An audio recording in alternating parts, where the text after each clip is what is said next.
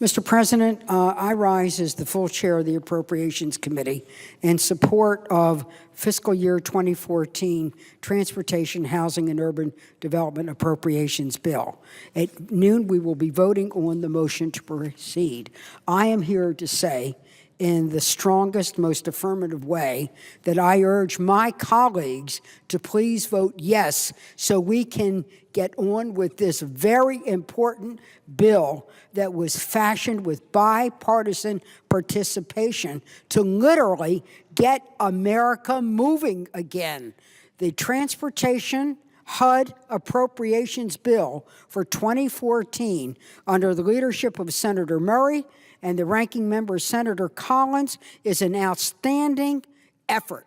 It shows what bipartisan consensus is and focusing on two things: America's infrastructure and transportation, and meeting compelling human need in housing and urban development, both of which contribute to creating jobs in the United States of America.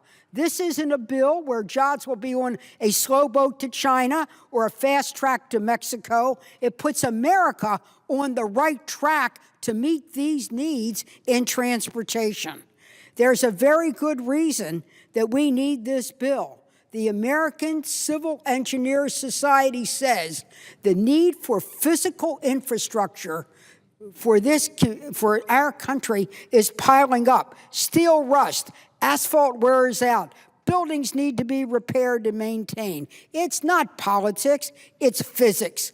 We have to make investments today so that our nation can grow. We still have an unemployment rate of over 7%. So how do we get America moving? Public investments that create private sector jobs. That's what we like about transportation. This bill, under the leadership of Murray and Collins, includes federal aviation. That's a word for airports. The Federal Highway Administration, in which we need to build and repair. Amtrak, and also the National Transportation Safety Board. When there is an accident, they are on the job finding out what the problems are. This bill keeps America moving on land, sea, and in the air, but most of all, it's about bread and butter issues. It meets real needs and real times for our community, building roads and building community. This is why also I'm a strong supporter of the housing and urban development aspects in this bill. The presiding officer knows of my social work background. I know of his as a county executive, working hand in hand with the people and the needs of the people of the Delmarva Peninsula. And we know that there's prosperity and pockets of poverty. This bill, through the Community Development Block Grant, helps meet these compelling needs. Again, local needs decided by local leaders in real time today. And it also meets our needs for the elderly and for the disabled.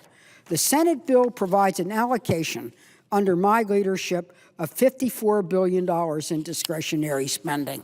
This is in sharp contrast to the House bill, which provides $10 billion less than the Senate. The House allocation fails to provide those resources in transportation. Senators Murray and Collins will go into that in more detail.